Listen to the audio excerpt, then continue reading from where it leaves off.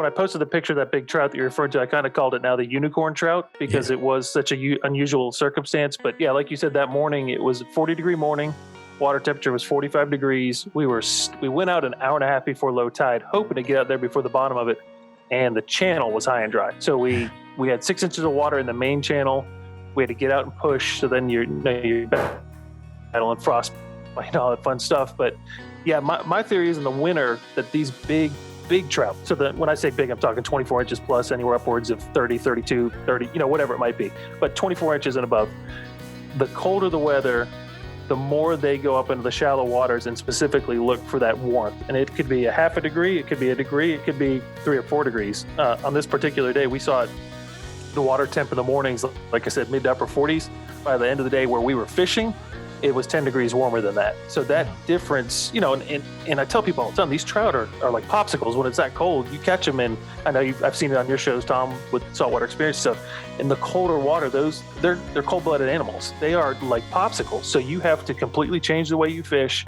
Presentation's key, and I know we can dive into that more, but you're not going to catch anything on top water. You're not going to catch anything that's super active and making a bunch of splash. It's subtlety. And I think the master, and I know he's a friend of yours and a friend of mine, and I think he's the only fisherman I ever met that's taller than me, but C.A. Richardson talks about it all the time in the winter and on Platts Glass and stuff. So, yeah, I think they get stuck in these shallow pools, but then they naturally congregate. Because when you see one, you're going to see 100. That's what I always say this time of year. But, Tom, the key to me is no pressure. I'm Rob Chapman, and this is the Tom Rowland Podcast.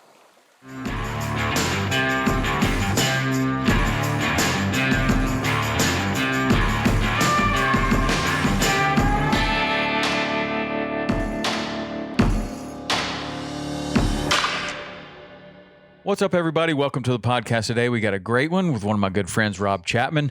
We're going to talk about trout fishing, sea trout fishing, saltwater trout fishing, because Rob's really good at it, and he has a knack for catching really big ones, and they're bigger than any sea trout that I catch, so I want to try to figure out what's going on. We're going to get to Rob in just a second.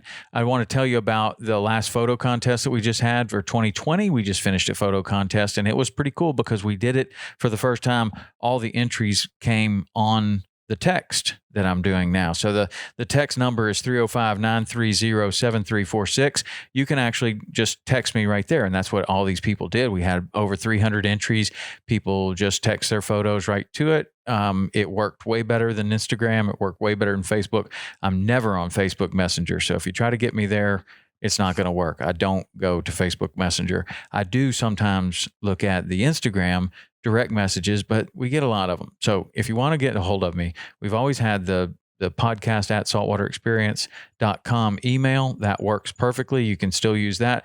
But if you want a little bit better way of communicating, try this text. 305-930-7346. It'll ask you for your name and your age, and then you're good to go. You'll be talking to me after that.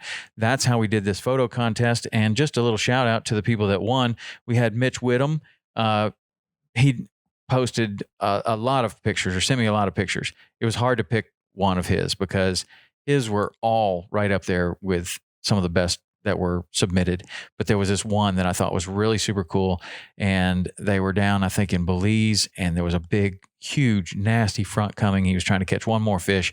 And there's this storm line, and one side of the picture is clear. The other side is this giant storm line, and there's Mitch out there trying to catch one more fish. The backstory is that all of his fishing companions were screaming at him to get back to the boat. It's time to go. So that one did pretty well. We had Krieger Brazil, a young angler, 12 years old. He had a tarpon in the water. He was holding it really nicely, a good proper release on the tarpon, never bringing him out of the water. That was a cool picture, and that one did very well.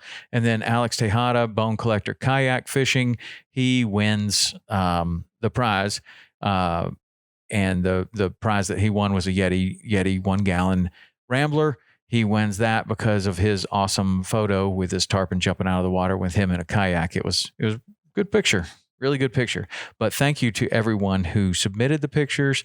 It was really one of our better contests that we've ever had. It was cool just to see like what you guys have been doing in 2020, and a lot of you caught a lot of good fish. So that was pretty cool. And so I really like that. But again, that number is 305-930-7346. You can text me there, and we'll get that's where we'll do the physical challenges that we're going to do later. Everything's going to happen on that text thread. So get that in your phone and take advantage of that. All right. So now we're going to go down to Rob. I got Rob right here with me already on the phone. And what's up, Rob? How you doing? Good. How you doing, Tom? Man, I'm doing great. I don't think it could be any better. 2020's over. I think everybody's pretty happy about that. Amen. Yeah, no kidding. Amen. What a crazy year. It was so crazy. But from what I could tell with all the pictures that we got, it did look like the silver lining is that more people got outside this year probably than many years previous. It just seemed like everybody was kind of fishing, hunting, hiking, camping, boat sales are up. Everything kind of in that regard was good, but it was definitely a challenging year for really, I think everyone. I don't know, unless you own Zoom or Skype.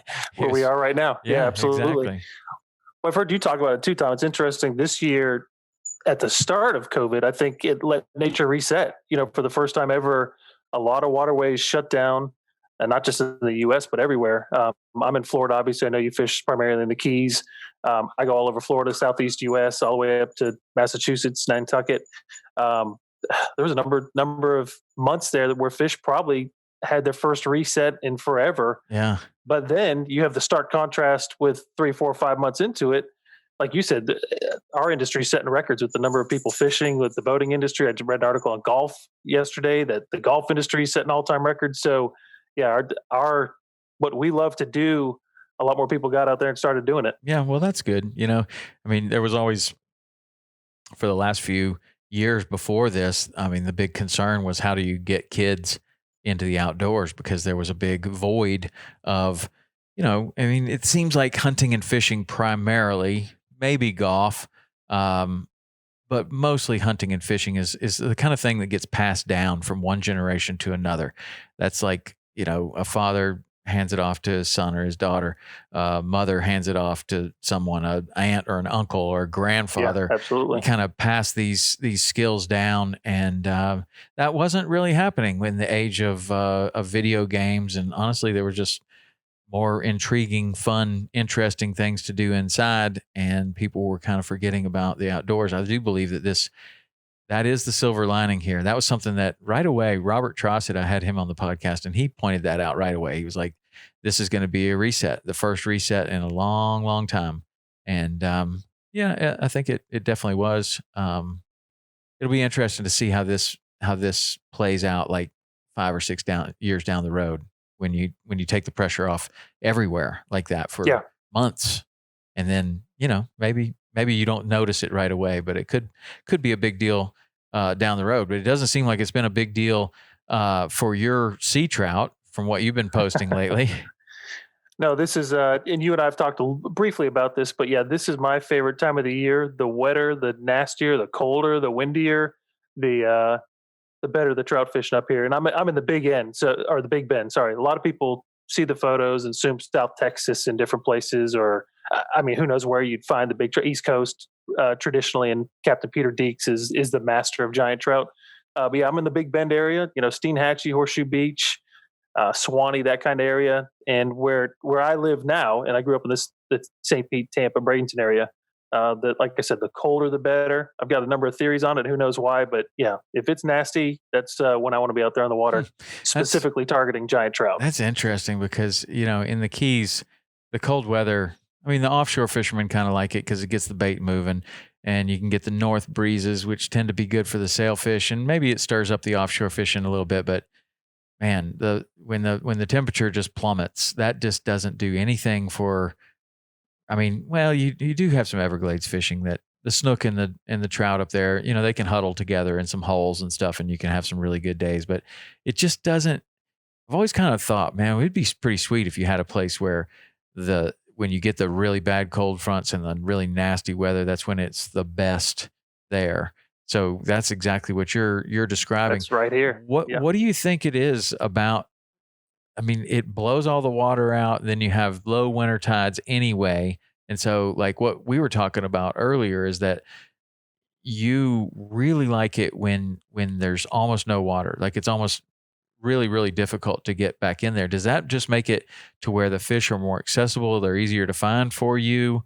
Or do other people feel the same way? Or is this kind of, I don't know. There's yeah, and I guess when I posted the picture of that big trout that you referred to, I kind of called it now the unicorn trout because Yeah. it was such a unusual circumstance. But yeah, like you said, that morning it was a 40-degree morning. Water temperature was 45 degrees. We went out an hour and a half before low tide, hoping to get out there before the bottom of it, and the channel was high and dry. So we had 6 inches of water in the main channel. We had to get out and push. So then you're battling frost, all that fun stuff. But yeah, my theory is in the winter that these big trout. So that when I say big, I'm talking 24 inches plus, anywhere upwards of 30, 32, 30, whatever it might be. But 24 inches and above.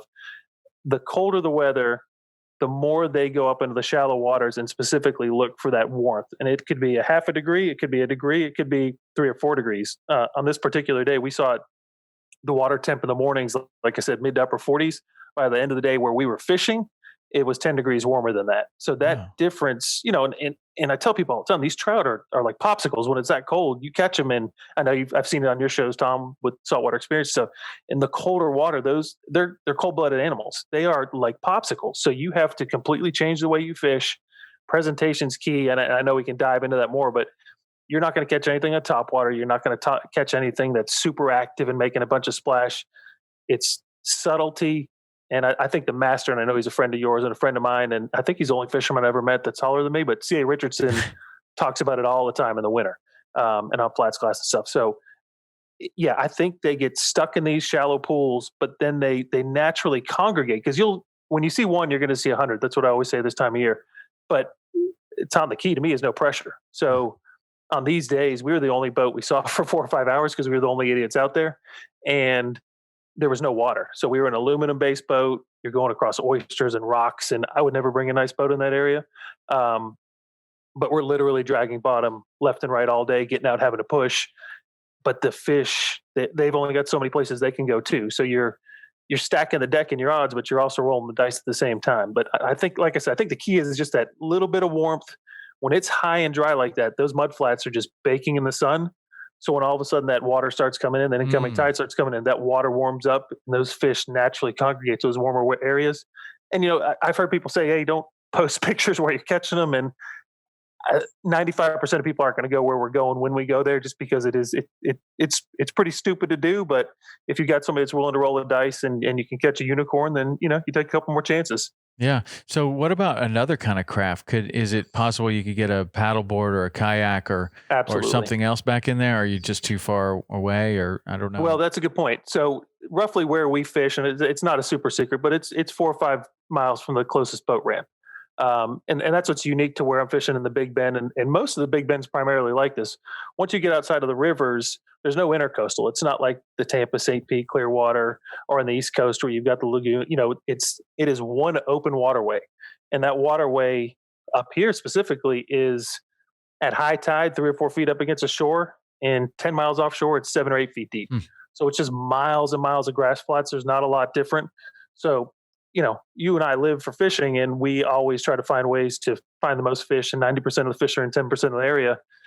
The colder the weather, and I love fishing a day or two after those cold fronts because they just stack up, and specifically the big trout. That's the number one target. But the big redfish are in there. Last year we unfortunately found a big snook that was every bit of almost 50 inches long and probably close to 50 pounds that had died overnight in the cold water. Yeah.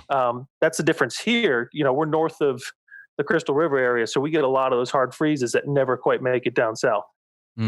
Yeah, it's interesting too. Like that's what I was thinking about. Like if we had that in the Keys, I mean, we did in 2010. We had one of the worst fish kills ever associated with a very very cold front, and it stayed cold for a little bit. And the fish that seemed like maybe the fish that did go actually out into warm water, like to deep water, they probably did fine. But the ones that went into a deep hole, which would be fine on a general front, but when it stayed cold for a couple of days, they ended up dying. We had really massive fish kills because of cold water. So the trout, I guess, is a fish that is, well, of course, we find them in very cold weather in Louisiana, so they can handle that. Redfish as well, and redfish go all the way up to Maine, so they're a fish that can handle the cold weather a lot better. But maybe, I mean, I don't know, a,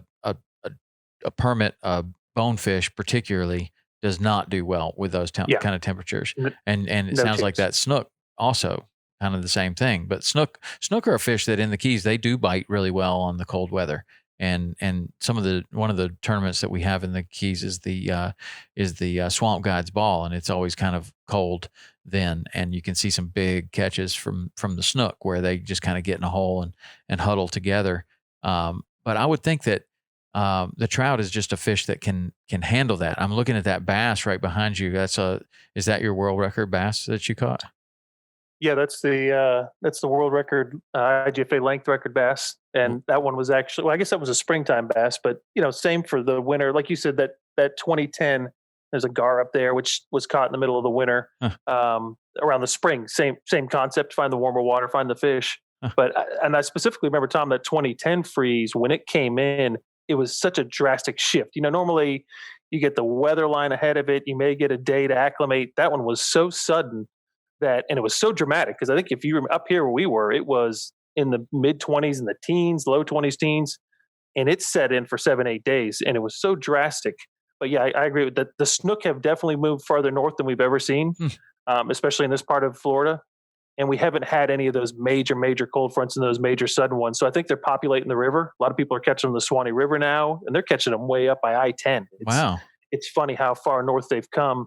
But I think they're a lot of that. There's a lot of theories. A lot of that was a red tide that was real bad a couple of years ago.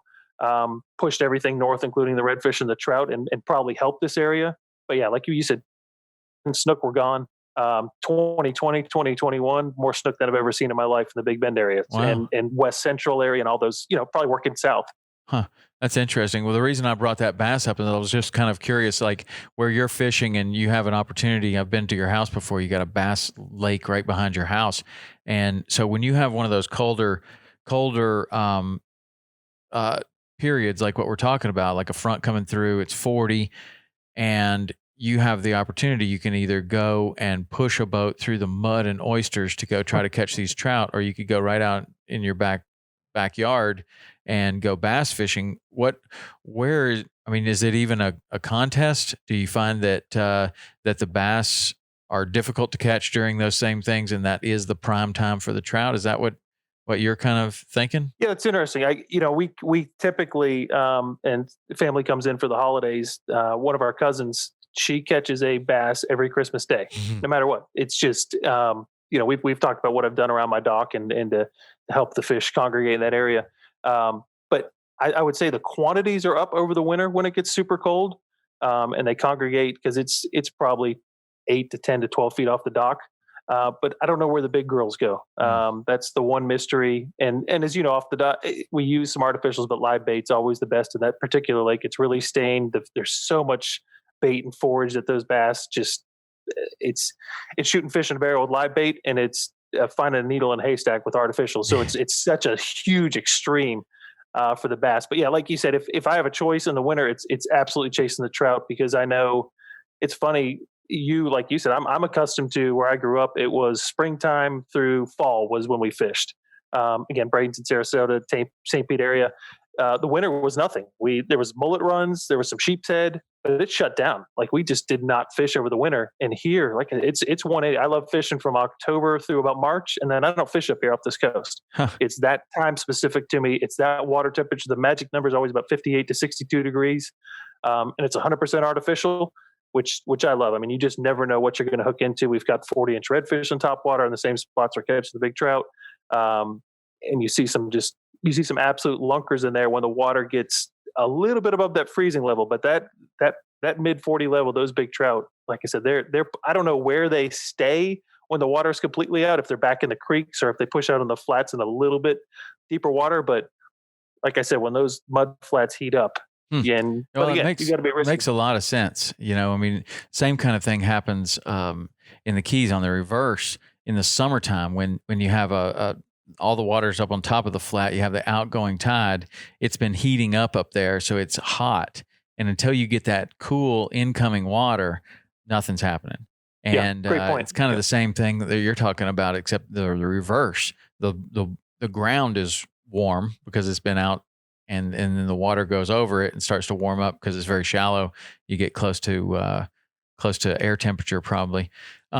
So what about when you're saying you're fishing all artificials, and you're also alluding to the fact that you got to move really, really slow. So I'm imagining that the lure's moving really, really slow. Like what kind of tactics are you using to target these really, really big ones?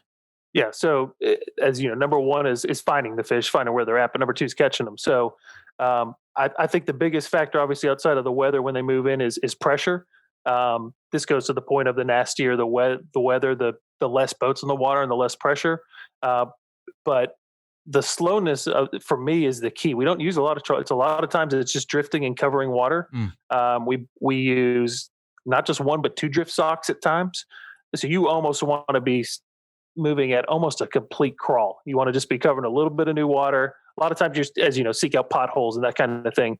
But to me, I love using subsurface lures that just stay in that strike zone longer than top water is my favorite fishing of all time, whether it's frog fishing for bass or super spook fishing for snook or whatever it might be. But these fish, they just don't, they're too cold to react like that. So the longer you can keep those lures in the strike zone, I use different Savage gears, but the scaled sardine by I'm going to draw a live target. That particular one's a 0 to 8 incher, and it just flutters right in that strike zone and stays there. It's just quick, and as you know, a sensitive rod is a big factor in that. The Paul Brown Devil is another one that I love throwing in the super cold water, and it's you completely change your tactics. I mean, I would never throw a Paul Brown Devil in the summer or spring because there's going to be a million blowfish that pick it apart, and you just lost $15 or whatever it is these days. So, tactic, and I believe now, Tom, you're a Wiley X guy. Yeah. There's a lot that goes into this. I mean, this unicorn trout wasn't by accident. It's 10 years of learning patterns and figuring out things and taking some pretty big gambles and kind of patterning them. But if I'm not seeing them, and I used to have 20/10 vision when I hit 40 that disappeared. So I can now speak better to Wiley X than ever before because now my eyes have gone. But if you can see them at some point, whether the boat's going over them, if I can see one or two trout in an area, I know I'm going to catch them. So your sunglasses are key because the conditions a lot of times are not ideal. But if you're fishing, I never like to go in over 1.5 feet of water, especially targeting these big girls. You got to be able to see them, and you got to identify them beforehand. There's a lot of times we'll just cane pole fish them where they don't know we're there yet. And again, that slowness of the drift.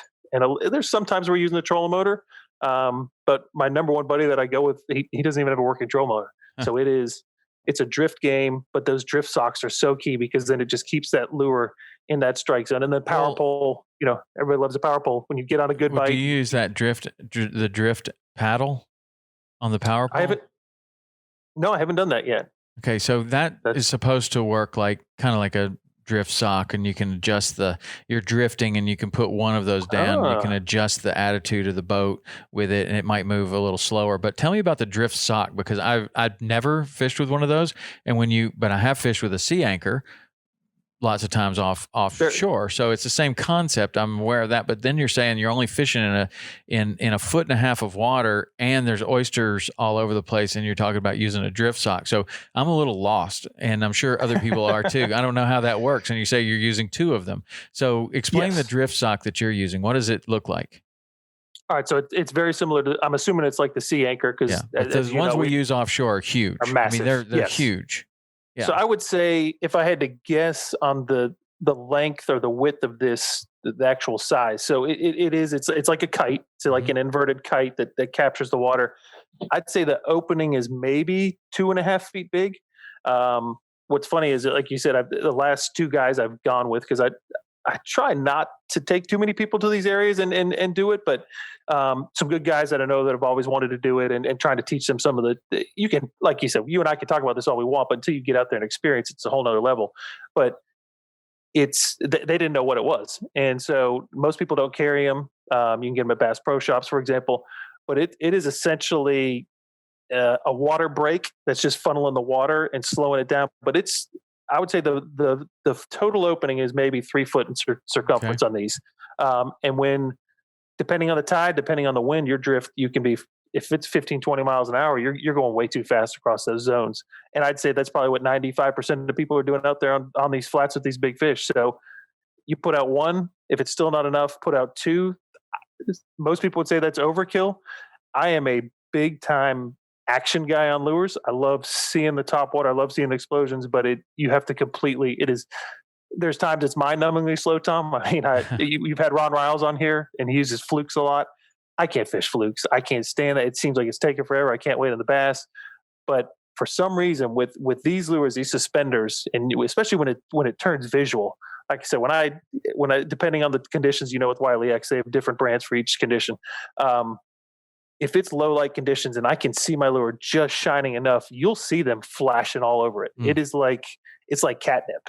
And if you can keep it in that zone and those windsocks are doing their thing, and then again, you stick and stop with the power pole if you get in a good zone you think that it's going to be, and you can, they stack up, and you'll drift across them where if you find one 24-inch fish, there's probably going to be 20 or 30 more fish in that zone in the same size, and that's where you get into the big 27, 28, the unicorns mixed in there. But you got to keep it in the strike zone because they're just not moving that fast. As soon as you see a fish, do you put the power pole down and then try to work that area a lot? Yeah. So what in the same concept, obviously I go to I would say it's an 8-mile range between the zone. That's very similar. Same concept applies across the board.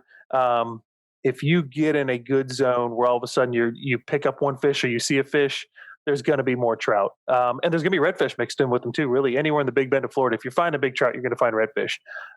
Stick it, work it. There's some reason they're there. If it's a 6-inch difference, if that oyster bar or that rock is retaining heat and that's a little warmer zone, stick it, wear it out. And what's funny about trout is they seem to react more other trout. Even on artificials, with snook and you're throwing out chum, or near shore, offshore, and you're chumming. Obviously, you're getting all the fish fired up. Well, I don't buy live bait. I don't buy shrimp. It is 100% artificial.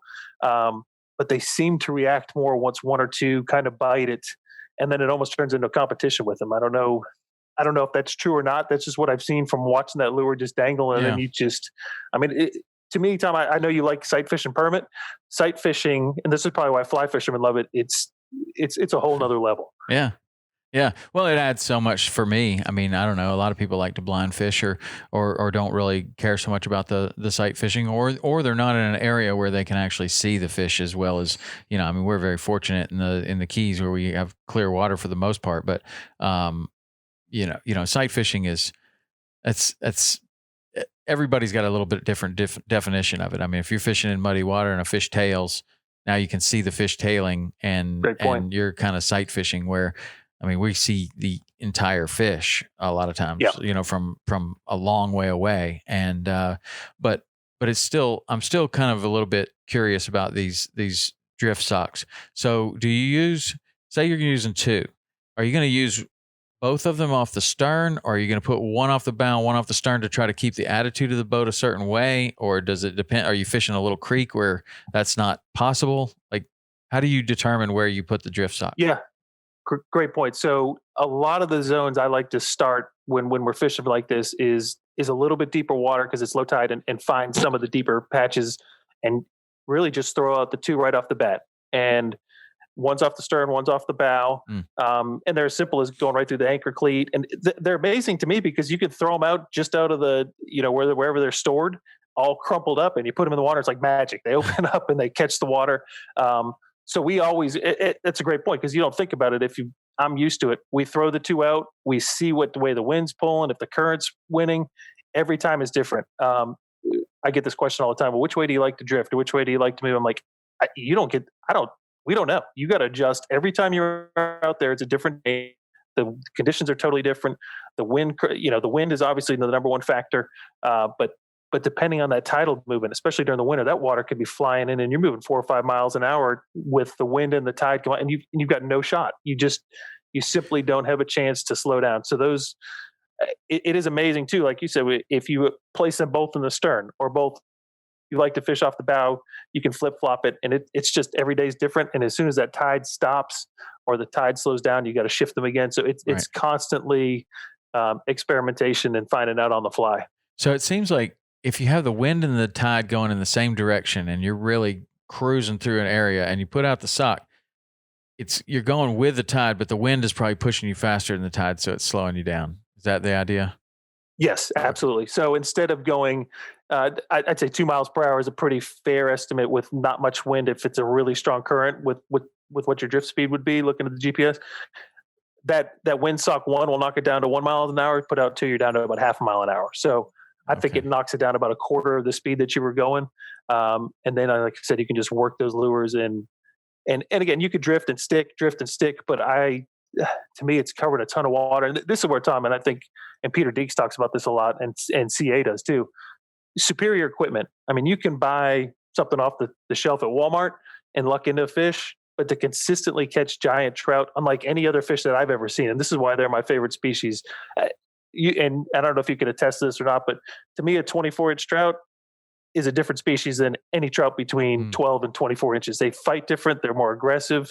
To me, they're the ultimate game fish because they have the soft mouths. Mm-hmm. They can take to the air. They can dig in the grass. A 28 to 30-inch trout is, and I think there's some stats, and I can pull them up for you, but Release Over 20 is a great Instagram page where they talk about the stats on releasing over 20-inch trout. And a 20-inch trout is... The Speckled Truth. Yes. I've had Chris on the podcast before, and they have that Dirty 30 club where that's the benchmark there, and he has a lot of stats on that as well. It's amazing. But what were you going to say about those stats that you were just about to mention?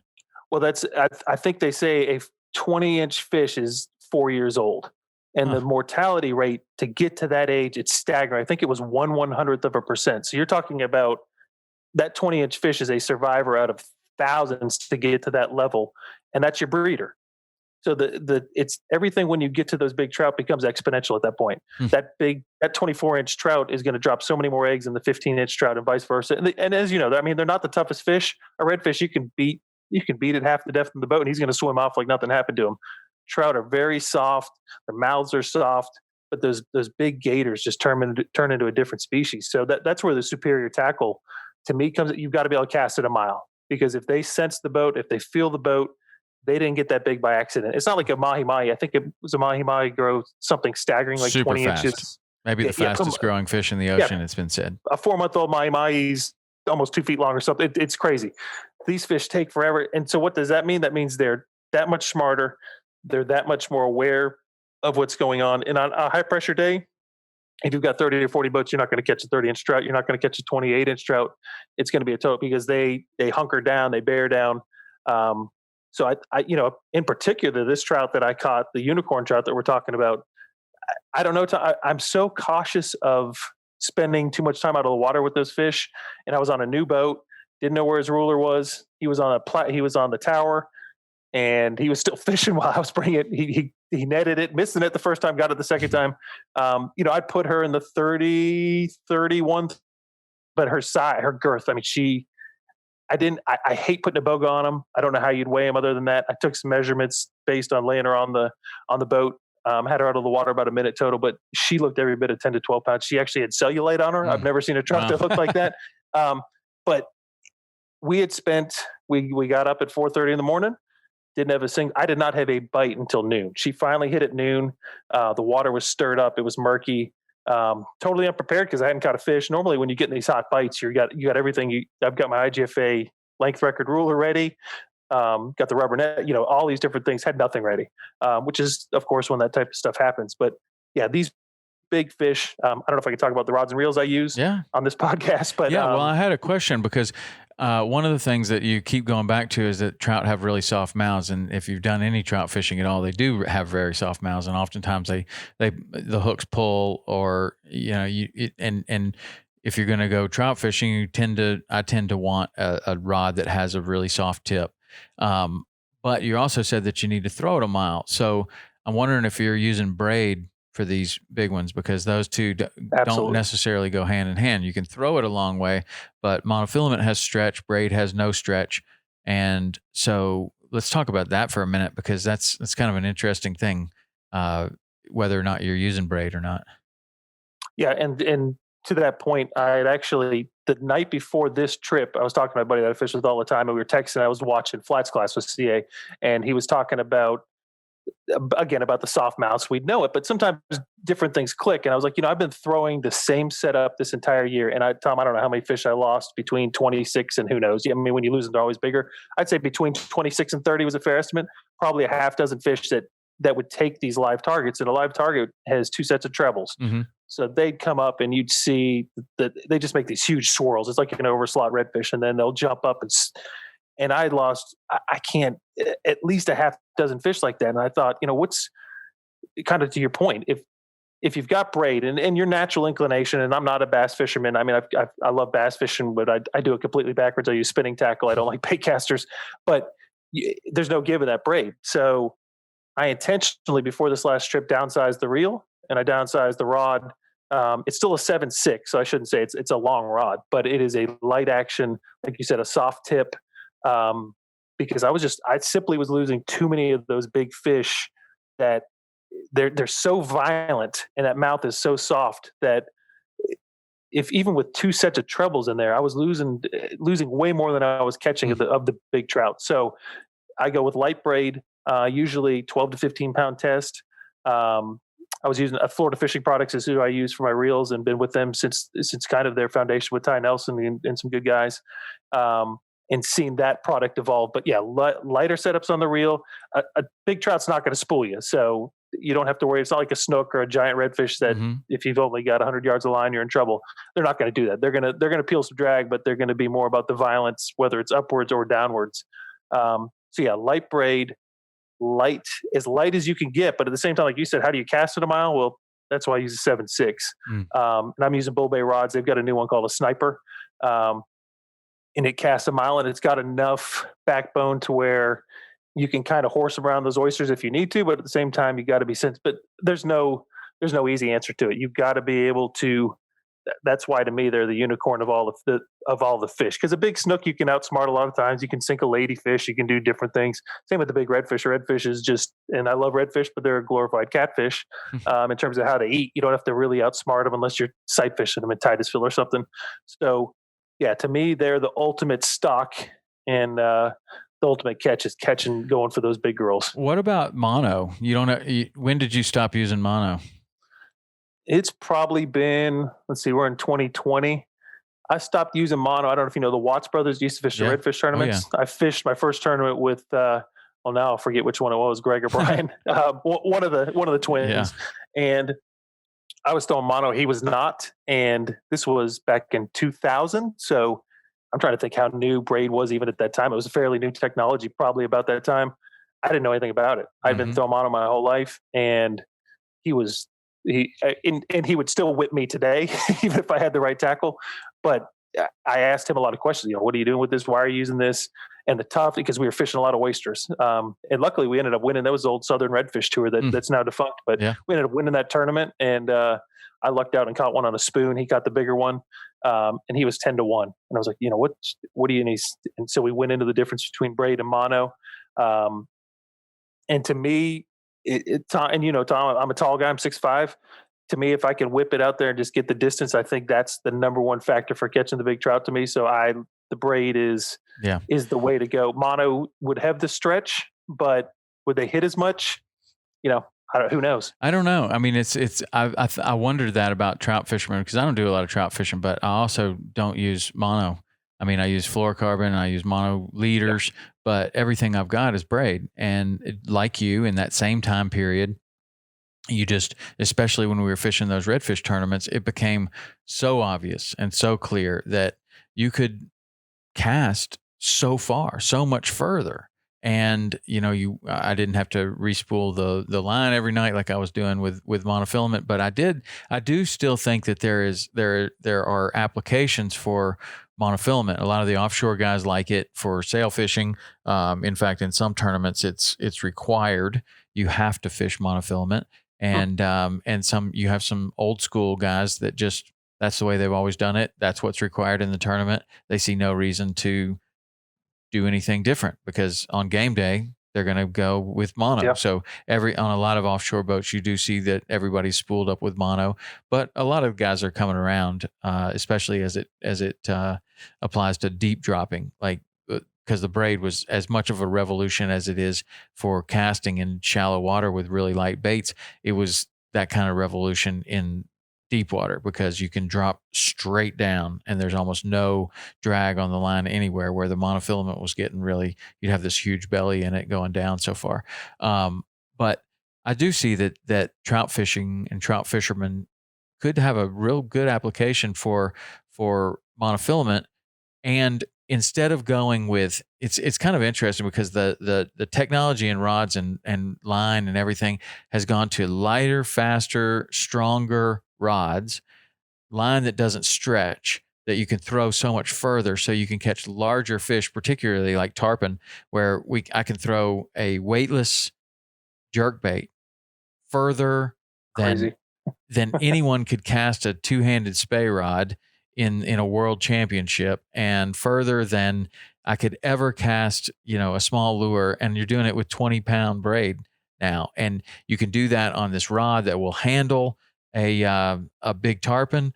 And it changed everything. I mean, it changed everything for tarpon Absolutely. fishing, for permit fishing, for bone fishing, for red fishing. But I do still see that now you see this kind of a trend to go to softer and softer rods, and you even see some fiberglass rods coming back. And I was kind of thinking that one of the reasons that might be happening is because people that are fishing for trout and other fish that have a really soft mouth might want to fish the braid, but then they need to adjust the rod that they're fishing because it's gotten so fast and so powerful that you either need the stretch or you need a softer rod. But I don't know. Is that something that you think about with trout fishing? Absolutely a great point. Because and again, I refer back to the TV shows I watch, and I know you're like this. You talk with these guides, and you guided yourself. We're always looking to change and find new things, and so when I watch a CA, or I watch you and Rich, or I watch Local Knowledge is one of the, and every night I'm on Waypoint TV, and so I watch these guys, and with Salt Strong, with what they've done with Peter Deeks and some of that stuff. When you start breaking it down. CA also uses a lot of bait casters. Again, I can't use it, but you get that whip action. I've thought about it a lot. I intentionally downsized before that last trip. Would I have caught that fish? Maybe not. But to your point, even with that, a lot of times the conditions, if you're in a foot and a half of water and you've got floating grass and you've got grass from the bottom, your actual lure window to work is maybe this big at times. So there's times you have to go to weightless soft plastic. If it's a Z-Man or whatever it might be, you have to be able to get it out there with that. And that's where the braid comes into play, because you can chuck a weightless super fluke or whatever it might be a mile out there with a tailwind. And that's another huge lure to use on those flats. So yeah, it is trying to find that balance between, you don't want to have too much power. I know Shaw Grigsby is a good buddy of yours and a mentor of yours. Shaw and I bass fished. It's probably been 9 months and had just an unbelievably almost 130 fish. I caught 50 on a frog, but I was using the frog on braid on a spinning rod, and Shaw was like, he just was baffled by everything I was doing. I said, I don't see why it wouldn't work. But he's like, you only need to cast the shoreline right here. It's 50 feet away. It's 100 feet on. And I was casting the other shoreline 100 yards, whatever it was, 50 yards away, and catching fish consistently. Now, again, do you pull it out of the mouth with bass a lot of time? Possibly, but to me, distance is, and I wade fish a lot, Tom. So that's also a huge advantage is being able to cast distance. But it's interesting, the South Texas guys, I think, that consistently catch the most very, very large trout, when you're talking 30, 32. I think the current IGFA record is by Peter Deeks. I think it's 34, 35 inches. Wow. Those guys, from what I was watching, and I wish I knew the name of the show. It was actually a hunting show on Waypoint TV, but they went there to intentionally wade with these guys. I think they were all using mono, but they were all using corks and live bait. So I think that key is you got it, whether it was a J hook or a circle hook. I didn't see it, but that live bait with that mono, and they had these whippy rods. I think everything they were doing was to ensure that they were going to keep that lure stuck in that fish's mouth for as long as possible. Yeah. That makes a lot of sense.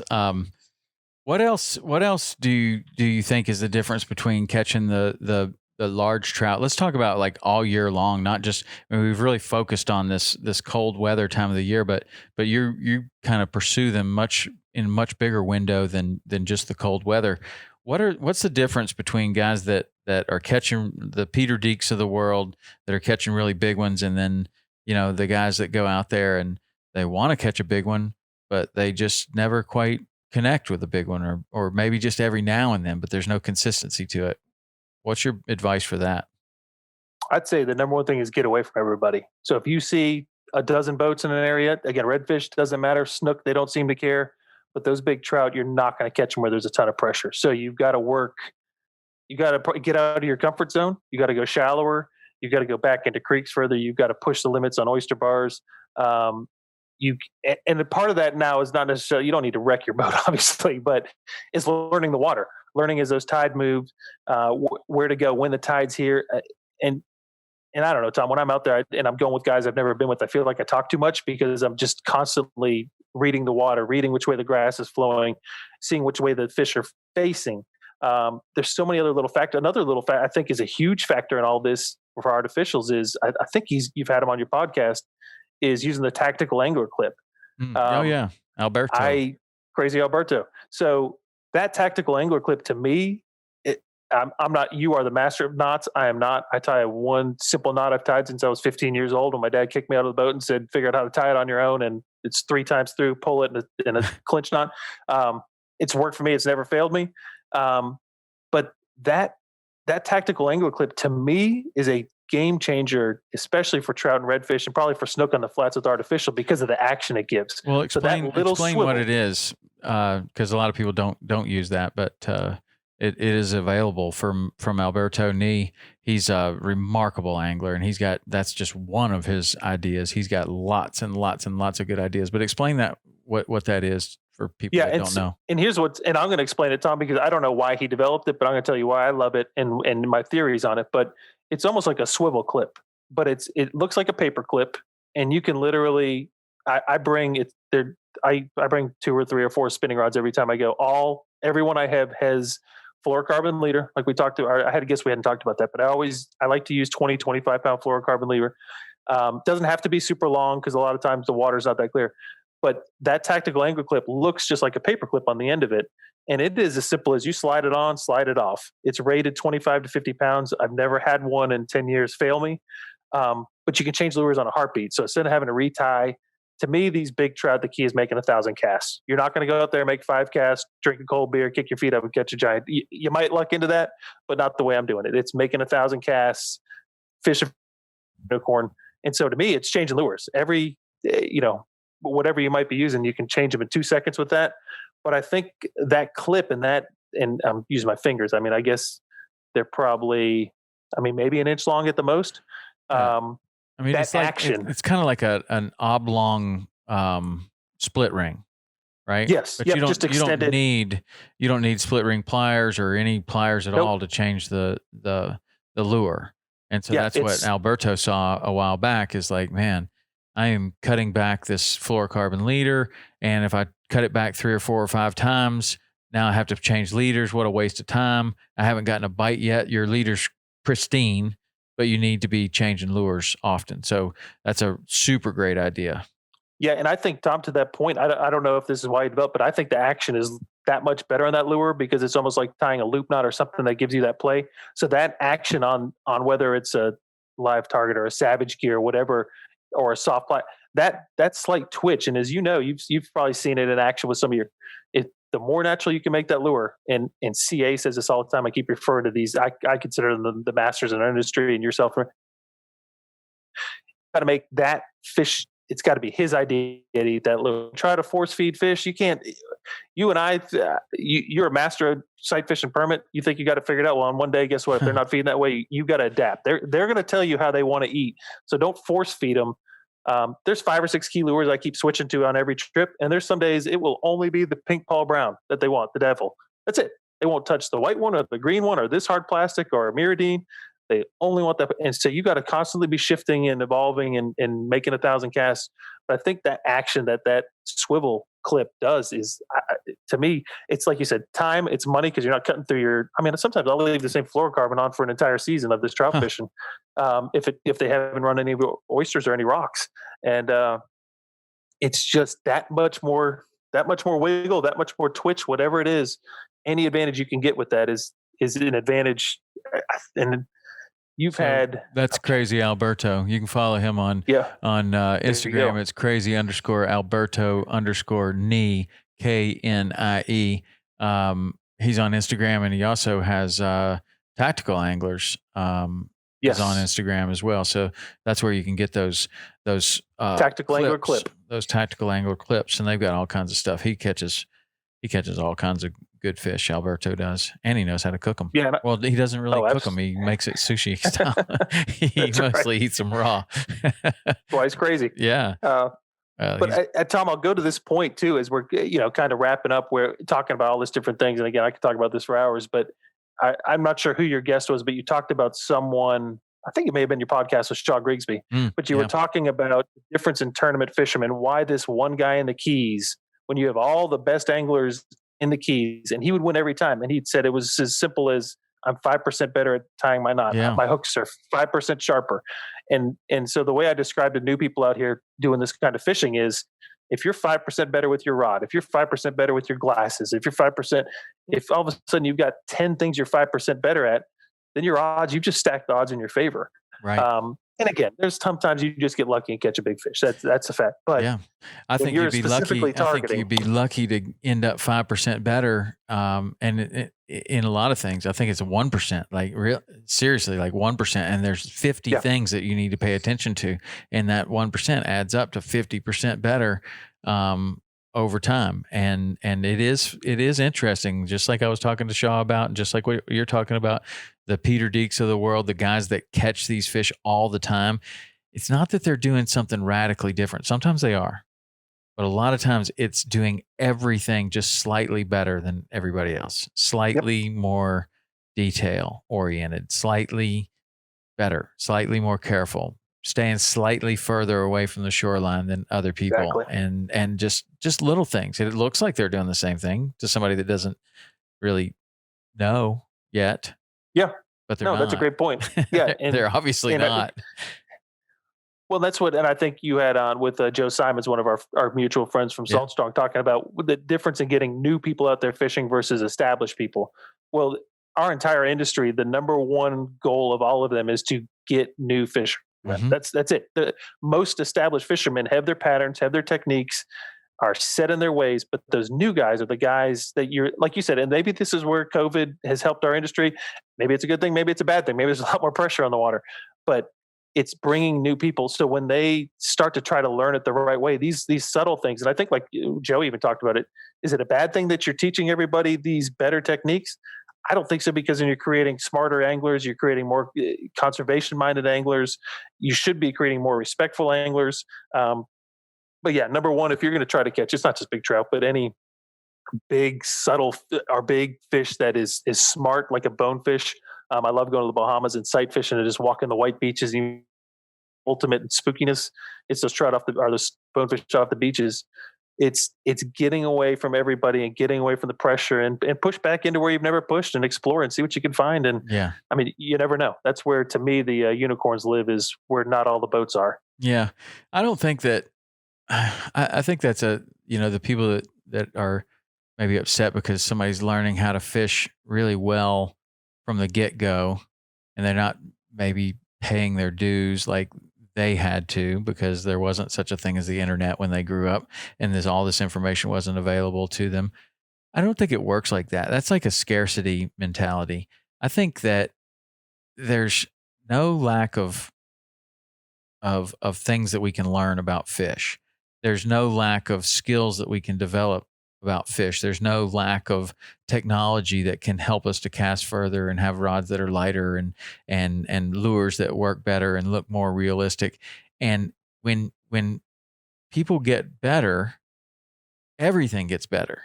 Like, you looked at the lures they used to use, like I got my grandfather's tackle box in here, man, and it's like, you couldn't catch anything on those things now. It's like a hunk of wood with these giant treble hooks off of it. And now you go to, some of these lures that we have now, and it's hard to even tell them apart from the real thing. I mean, I mean, the paint job is exactly the same. It's a photograph on a lure. a work of Like art. it, Yeah, I it mean, really it's was not a even work a of art. paint job. It's like a photograph of a fish printed on a lure. Like it's Yep. incredible.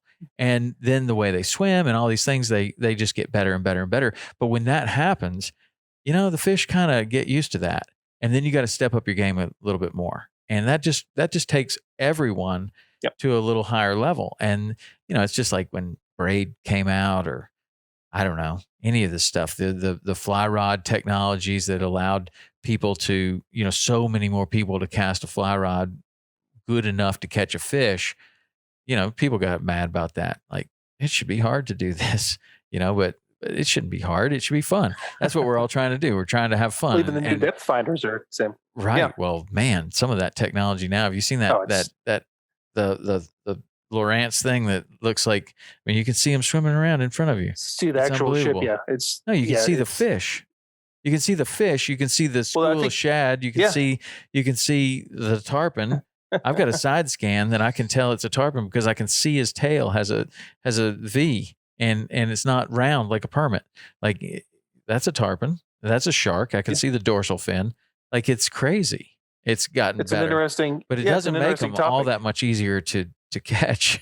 I mean, Well, at its honestly, fundamental level, yeah, and that's what I think you and I we run into each other at ICAST every year, and whether or not we have it this year, but it always amazes me. Like at each ICAST, I'm like, okay, you can't get any more realistic. You can't get any like this is as good as it gets. And then the next year, it's like, wow, how did they yeah, raise it again, or but how did they change? It's unbelievable how the technology the funny changes. thing is, though, you see the lures that get better and better and better, more and more and more realistic. And then you have that lure like you're talking about. What do you call that thing? The Paul. The Paul Brown Devil looks Is like that an the alien. What? is that the thing that looks like Gumby? It like is well, we Yeah, don't most people think it's a we joke. don't use that. I don't use that lure in the Keys, but I had my friend John Landry. He used to bring that thing down, and he swore the tarpon just crushed it. And I mean, they will eat that thing really good. Yeah. But that thing looks nothing like No, anything no that bait fish. anybody's gonna Yeah. eat, and yet it crushes them. And there's other ones where you can have these other lures where they'll chew the paint off of it, and now it's a color that is nowhere anywhere nearly resembles the fish, and it looks better. I mean, and they're eating it better and better and better, and the more beat up it gets, the more they're eating it.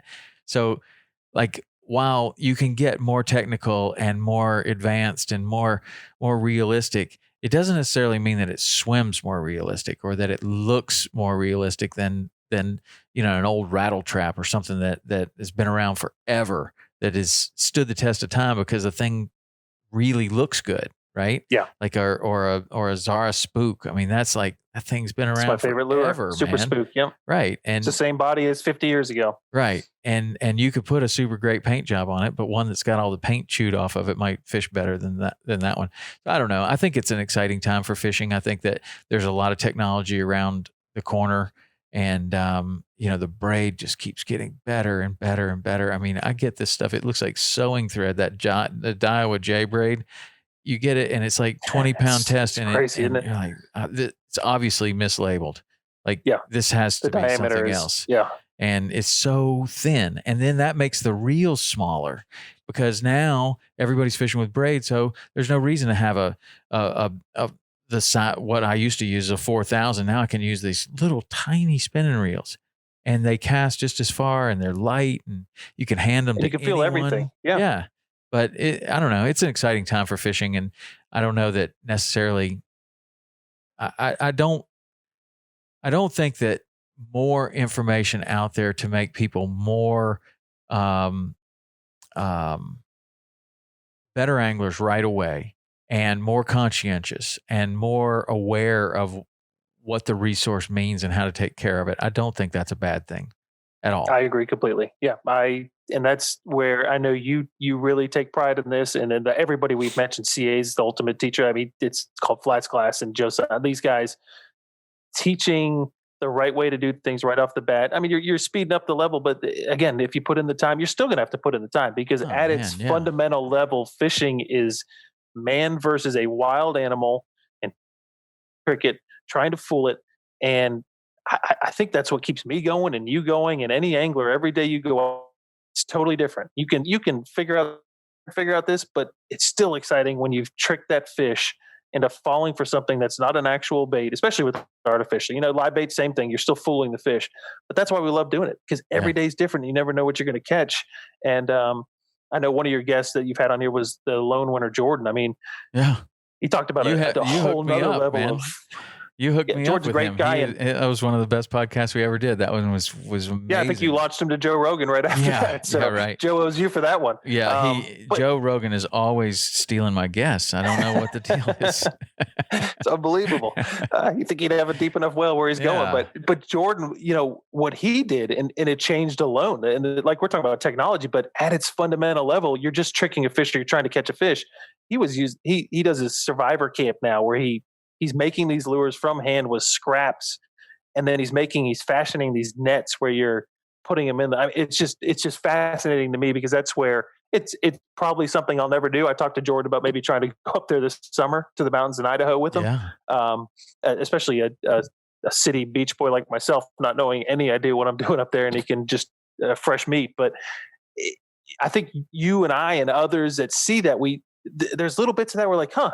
Why did he do that? And that's what fishing is. It's always an experiment. Every day's different. Why did they do this on this day? And that's where you can go to. We all have our favorite quote unquote spots. And if you're offshore fishing, it's bottom or whatever it might be. But every day is different. And to me, it's that adventure, going out there and seeing what you can find. And like I said, trying to catch that unicorn. And you never know where that fish is going to be. But that's the fun in it. I mean, that's why we keep doing what we keep doing, and that's why we're talking about it. That's why you have shows, and that's why Yeah, no, it's definitely fun, man. The way Jordan was fishing on that show was a different deal. Like he put that net under the ice, and he said he had never done that before, but he put it under the ice, and then he caught that massive pike. And he told me that, I mean, that guy's so good at living out in the woods. He told me that when the crew came, he fed the crew. Like he had so much food left over that he fed the crew, and he was thinking that it was going to be like he was ready to be out there twice as long. He said, "There's no way that this is going to be over in less than 100 days or whatever." And I may have the numbers wrong or whatever, but maybe day 50, or I don't know how long they made it, but he was super surprised that it was over. Like, what? I'm just getting in my groove here. He didn't look any different. I mean, and that's the thing with him too. He's lean. Like a lot of these guys come in and put on 30, 40 pounds and just store away the fat. Jordan's already lean. Yeah. And it'd be an interesting show. I don't know if you watched the last season of Alone, where they had, I forget it. He calls himself the last Bushman. He made it 100 days. He built this rock fortress. Like it was impenetrable out of rocks, and he killed I believe it was a yak with his bare hands. It said he shot it with an arrow, but then had to go up to it and finish it with his bare hands. I'd love to see him and Jordan like a head to head, because I don't think they'd ever stop. I think you put him out there for 5 years, and so you'd have to figure out some other way to do it. So some of those guys, I mean, I know I could never do it, but I haven't watched that one. Was that the season after Jordan was on there? It was either the season after or the following season. But yeah, I'll have to. And I've got his information. We'll talk after the show, and I'll get you. Yeah, let's get him on here. Talked with him. I'll have to watch though. When you told me about Jordan, I had to binge watch the entire Alone season 7 before I had him on, because I wanted to know what happened. But he's the one. If anybody hasn't listened to that podcast and has watched the show, Jordan was the one that killed the moose, and he killed a moose with a bow and arrow. I mean, really a stick and a string. Yeah. Not like a bow and arrow you think about. Yeah, not a compound bow that Cameron Haynes is shooting. No, this thing was like the crappiest little Boy Scout bow you've ever seen, and he managed to take down a moose with it. And he had all kinds of tricks. Like he funneled this moose into his area by blocking trails and making it impossible for it to really travel through that area unless it came right into his range. And then he did that, but that wasn't enough, because he ate that, but he still was losing weight. He was losing a pound a day, and if you're out there for 100 days, you can't lose a pound a day for 100 days. I mean, the guy starts out at he's a lean 140 guy. pounds, so he was really losing a lot of weight, but he was eating more than anyone else. Some of the ladies on that show, man, they were legit. And they were making it on nothing. Squirrels. Some berries every once in a while. A couple of berries and a squirrel every 2 weeks. I mean, I don't know how they did it, but man, that's a good show. I like that You'll show. love the newest season. Then the newest season had it. It seemed to me like they really handpicked a bunch of just A+ survivor, and so they had it was a 100-day challenge. It was the first time they said try to get to 100 days. If you get to 100 days, give you $1 million. I think it was. So no, well, I just mentioned So if one, more but than there's one 3 or 4 person make it, then they give $1 million to everybody. You know what? I don't know how they were. I think so. Shoot, I don't know, man. Tom. I'd have to go. I'm gonna go back and watch it because the whole season was fascinating because they each came in with just expert level knowledge. It's kind of like we're talking about. Is Yeah. it? Can you have too much knowledge? No. I mean, we're always learning, and that's why I brought up Jordan. It's at its fundamentals. What we love about fishing is what he loves about alone. It's fooling nature. And it's not even fooling nature. We can only take from nature what nature gives us. So we are incredibly respectful and incredibly mindful. I would have loved to have had the measurements on that fish. She may have been 32 inches, 12 pounds. I don't know, but I didn't want to hurt her, Mhm. and I wanted to get her back out there. So it's giving and taking conservation attitude. But yeah, this newest season of Alone, and there may be a new one coming out. But You would think that you'll if binge they're watch giving it in a away day. $1 million for anybody that makes it over 100 days, that those people would be smart enough to be like, I'm going to hike over that mountain. I'm going to find the other camp, and then we're going to work together, and we'll make $2 million because we can probably think about what we could do if we had 3 of us, or maybe it would be harder. I don't know. Well, they actually don't let them do that. They keep them to a specific area, and they don't let them go beyond that area. So they've thought of all the, because I've thought the first time I watched it, that was my thought. Like, hey, why don't you? Yeah, but And they it's actually $1 had a million. season where they had partners on it. Yeah, I mean, $1 million. but they GPS track everything they do. Well, you think they can't figure that out? I mean, it's $1 million, dude. They can put that they take the prisoners do it all the time. You're under house arrest. They slide that little anklet off and they hang it on their bathroom thing. It looks like they're taking a shower. You may give the new season competitors some ideas. Yeah, it looks like they're taking a shower and they go haul ass and go and buy some meth or whatever they're going to do and come back, and then they look like they just got out of the shower. But those guys, they could just slide that little thing off and then go kill a bear and share it with their friends and come back. Everybody wins. Yeah, I mean, $1 million. You know, they say if you're not cheating, people you're do not some trying. crazy stuff. Yeah, right. I'll have to watch that. The Last Bushman. Yeah, the Last Bushman was his code name on there. I forget his name, but just he looks like a literal guy who came out of the mountains, and he lived in Alaska. He was a big game guide. So, like I said, I hate to give you a sport. They actually had to pull somebody on like day 92 or 93. It was way up in there. Because they were getting too thin. She actually had frostbite. Like she got to the point where the frostbite was starting, and she was like, "I don't care. I'll I'll lose a toe, I'll lose a foot for $1 million." And so they ended up pulling her. She did not want to go. So that's the other element of that show, and that's why I love watching that show. Is you can do everything you want, but at some point they will pull you based on your weight. They don't want your organ shutting down. Just a fascinating show. That seems. I mean, when you watch that show is legit, because it's like somebody's over there and they're like, "Man, I haven't had anything to eat but a squirrel in a week," and they look haggard. They're sunburnt. They're just like they got frostbite. It's not pretty at all. My family and I have just started watching Survivor again, and I watched the first season and haven't watched it since. And then we got into watching this on the over the Christmas thing, and we watched a couple of seasons of it. And while it may not be Alone, Survivor is a really interesting kind of microcosm of the world. It's a human experiment. But I'm looking at these people and I'm like, they got to be giving them sunscreen. I mean, they have to have a hairbrush. How are they not just chapped? They look like they just kind of had a rough night. Not like on Alone. On Alone, they look like they're dying. Yeah, and no, it's a great point. Yeah, Survivor, they wanted it to look pretty on your TV, and the girls look good. The guys did. Yeah, Alone but is. They got to be giving them some extreme. food. They have to give them some food on Survivor. What's interesting, if you watched it back, you probably watched the season with Colby. And I was actually talking about this today because I follow I am nowhere near your level of fitness. And last year was a bad year for me with that. But I started doing the gallon of water a day. Okay. And I remember watching after Colby won Survivor, and they talked to him and they were like, "Colby, how did you look like you just stepped off of a photo shoot. Like, what did you do?" And he's like, "We didn't eat that much." He said, there's no somebody got kicked off one season for smuggling in a Nutri-Grain bar or something. But he's like, I drank all the time. I tricked my stomach, and I drank and I drank and I drank. And he said that was his strategy, why he felt, because in all the challenges he dominated. So again, it's all these little things we're talking about, even with gameplay, is trying to find an advantage. What's a little bit better that you can do? It's the same with fishing. It all comes back to the same way. What can you do just a little bit better? Is it your boat getting there faster? Whatever it might be, it all comes back to the same thing. And that's, I think, why we like watching it. It's the natural element, but it's also that human element of what you can do and what you can control and what you can try to. The other thing that kind of is similar to the whole conversation that we've had here is about how you have this evolution of knowledge, and as things get better and better, you have to raise your game up a little bit as the lures get better, as more people fish, as more people are hunting. You have to become a better hunter, a better woodsman in order to have the same success that you were having before, which is not necessarily a bad thing.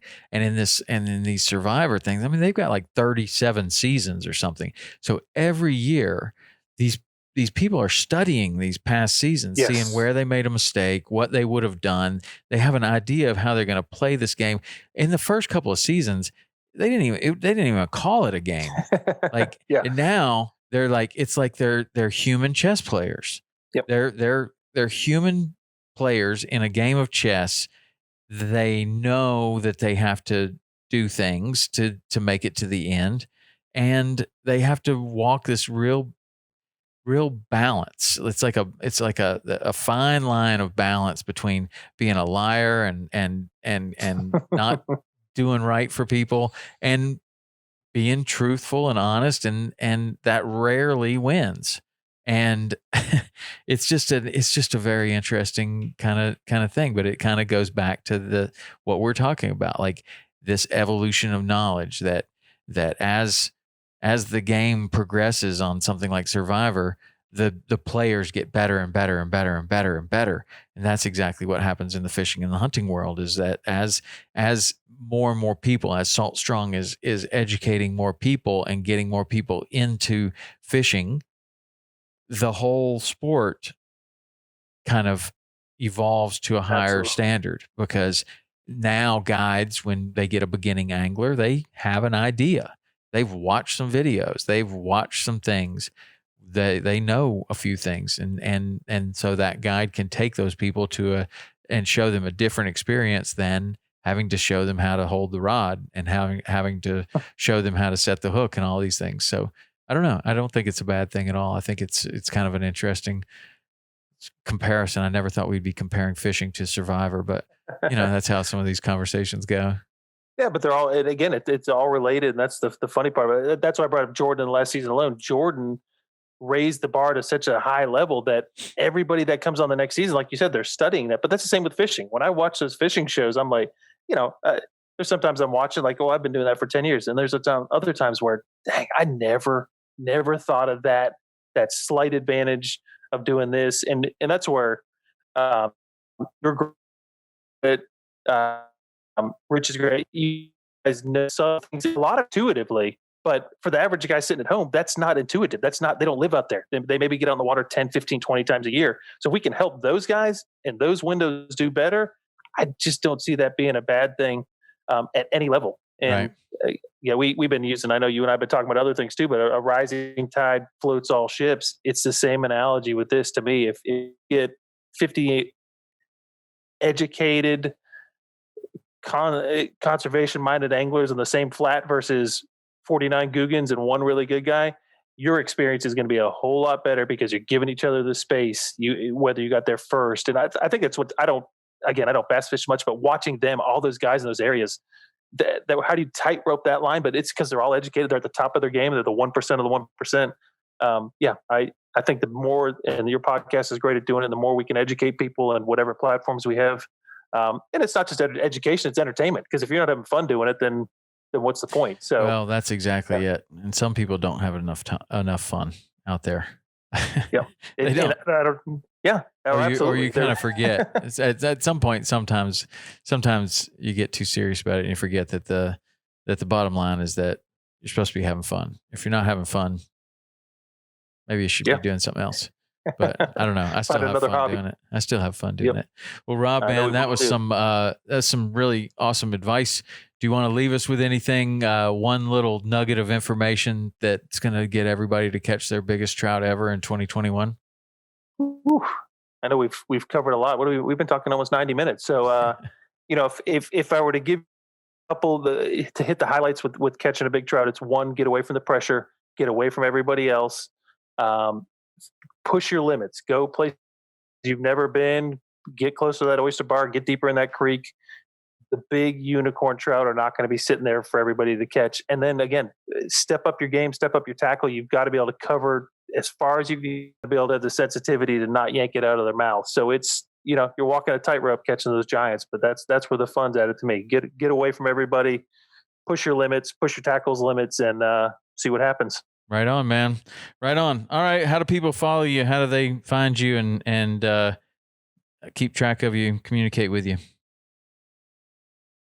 All right, a couple different ways. It's Rob Chapman Fishing on Instagram, Rob Chapman on Facebook, and then Rob Fishes the World is kind of my YouTube name, which I'm adopting in a couple different places. So Rob Fishes the World, and I get to fish in some pretty cool places, but Florida is where my heart is, and that's where I spend most of my time. So, but yeah, you can reach me on any social media all the time. As you know, Tom, that's my world. If I'm not fishing, I'm doing fishing social media. So that's right. You can reach out, and I will reply to every message. You're the same way. You're the DMs and the followers and the comments to me. That's where you can make a difference, and that's where we can educate. So a lot of my stuff's fun and silly, but at the same time, you can educate people right there. And shoot me a line, and we'll get back to you. And I'll be glad to help in any way I can. I know Tom will too. You can text me. I gave you the number earlier tonight. I gave him my phone number.